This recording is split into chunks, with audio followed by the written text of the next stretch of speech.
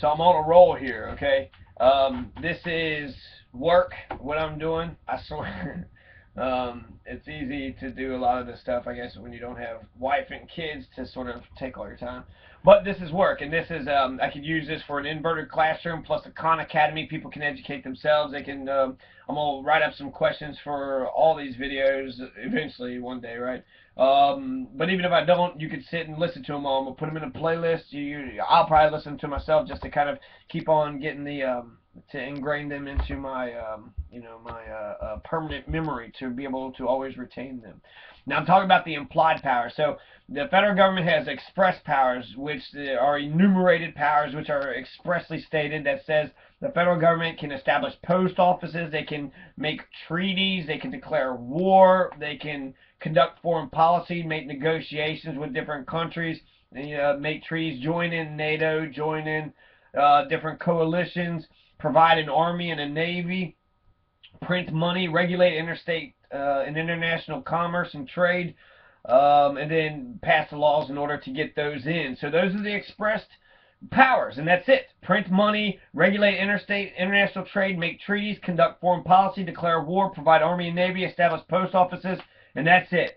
That's all they can do, okay? Any other power goes to the states.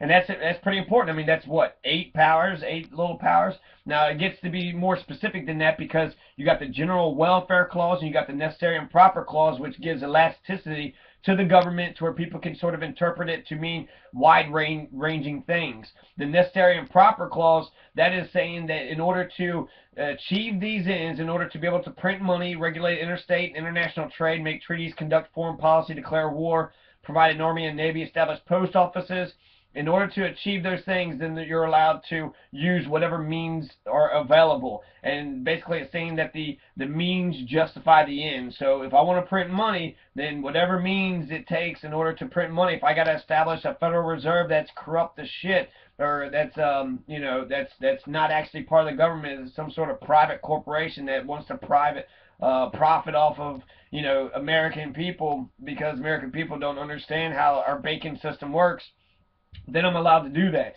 And so the Federal Reserve is allowed to be in power because of the necessary and proper clause. The first and second Bank of America was established by George Washington, or the first bank was by George Washington.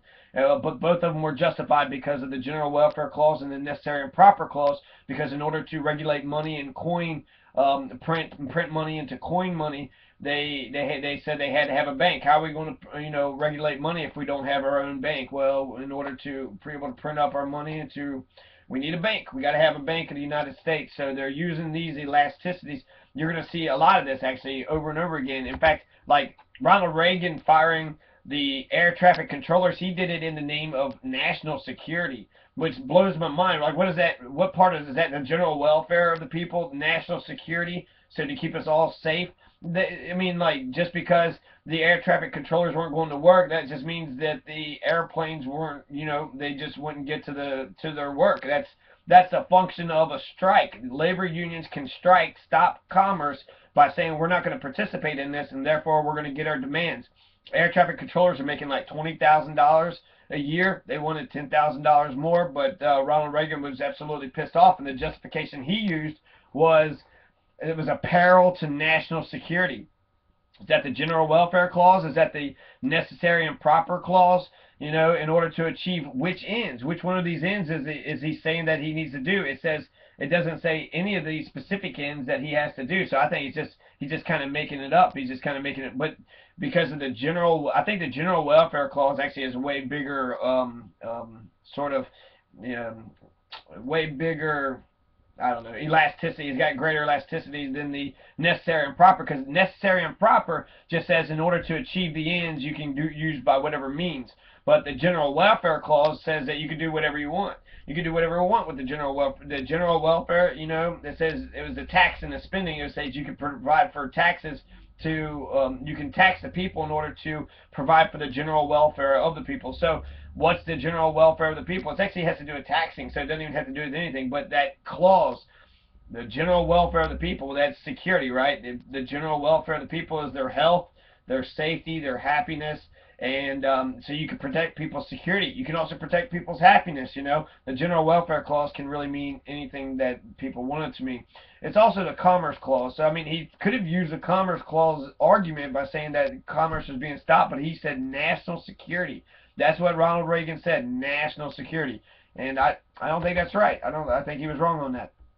And the firing of the air traffic controllers basically has fucked the labor movement for the last 30 years. Wages have completely stagnated. He had shown private employers that whenever people want to strike, just get rid of them all, and then hustle in order to fill out the other the positions. Get as many scabs in there as possible. Just if they're gonna, your workers are gonna try to strike on you and force you to the bargaining table, you just say to hell with them and just And so it's a risk when people take a strike, or when people strike, it's a total risk.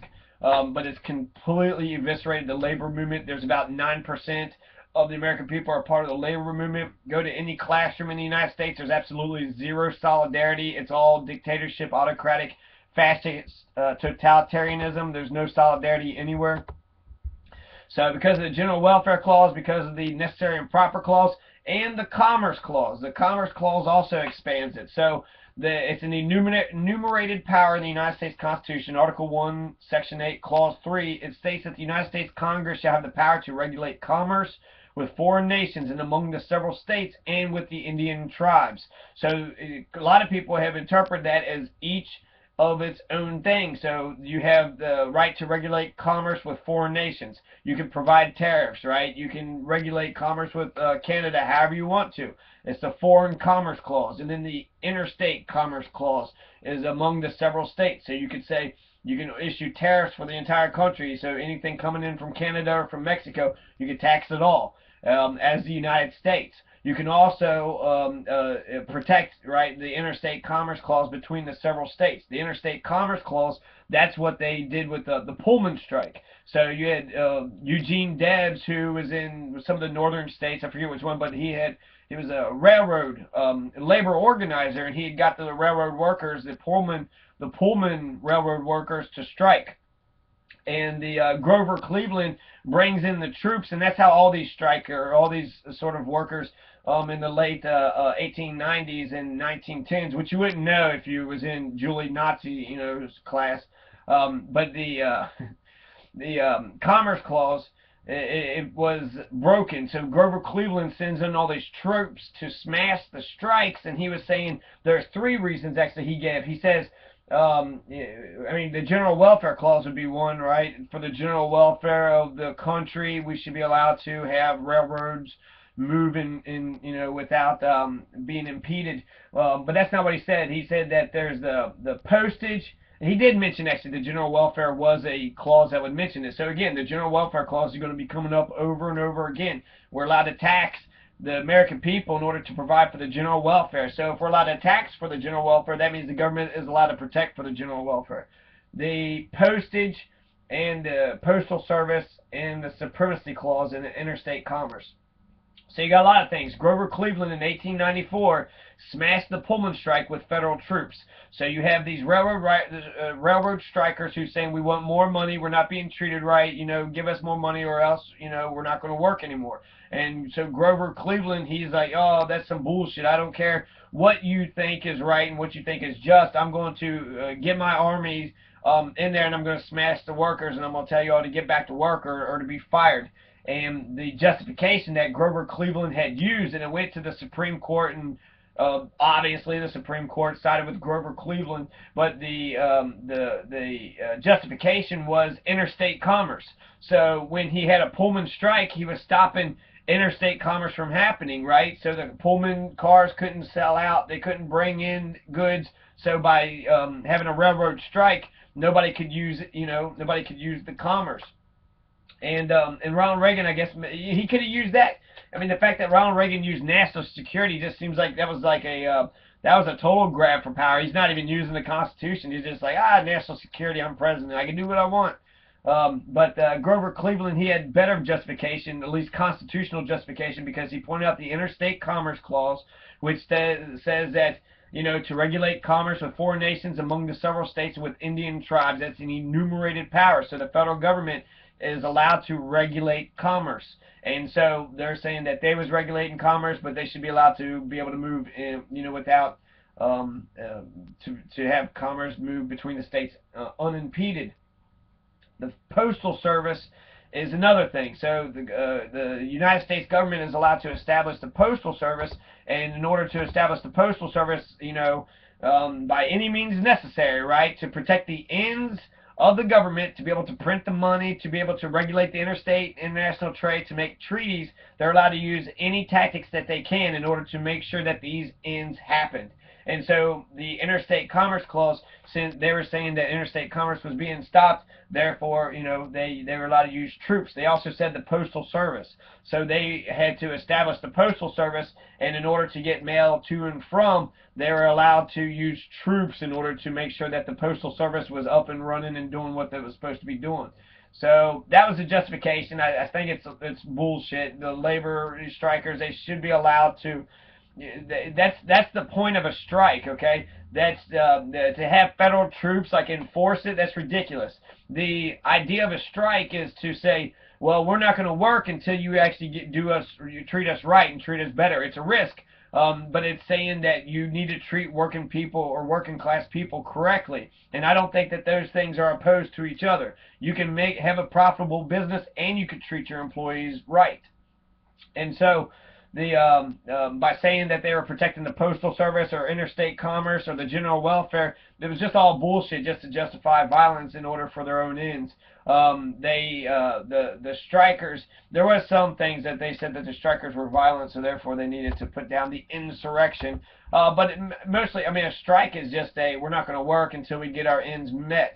So the air traffic controllers, when they had sort of stopped the airplanes from flying, easily without delays, or the Pullman Strike, that does stop the interstate commerce. But for them to say that they can, by the point of a gun, force you to go back to work or else fire them, I think that's ridiculous. I think it's absolutely ridiculous. That's an employer decision. If the employer wants to fire everybody and get new people, that's what they come up with. But for the federal government to intervene with guns and troops, that's using our tax dollars to sort of fight against us. We're the working class people. This is us that they're stopping and they're smashing. And this is how a lot of the strikes in the 1890s had actually been stopped, because there would be the Homestead Strike, or there would be the some strike out in Kansas or the Dakotas, where they had I don't know, the federal troops came in and just sort of killed everybody. There was a song that somebody made a real sad song about it, and Howard Zinn took note of it. Regardless, so those are the constitutional justifications for Grover Cleveland to intervene with troops in the Pullman Strike in 1894. The General Welfare Clause, the Interstate Commerce Clause, the stopping the railroads, and then the Postal Service, to be able to establish the Postal Service. So the Commerce Clause, Article 1, Section 8, Clause 3 is the Foreign Commerce Clause, the Interstate Commerce Clause, and then the Indian Commerce Clause. So that's, in order to interstate commerce, do whatever you want. Foreign commerce, use any means necessary. Indian commerce, whatever means necessary. Each one of them have their own sort of implied powers that are in them, right? So because you have to use whatever is necessary and proper and to enforce the ends, then you're allowed to use troops to stop Pullman Strike workers, to stop them from messing up the interstate commerce and the Postal Service. So a peril to national security, I don't know, maybe if Reagan would have wrote up a brief, he would have mentioned some of these constitutional elements, but he was also, the Iran-Contra scandal. He was selling weapons to Iran, or I think weapons to Iran. No, what was he doing? He was selling something to Iran in order to get money for weapons to the Contras in Nicaragua and El Salvador and the Latin America countries. So that's Ronald Reagan liked to do illegal stuff all the time. That's what Ronald Reagan did, right? He did illegal stuff.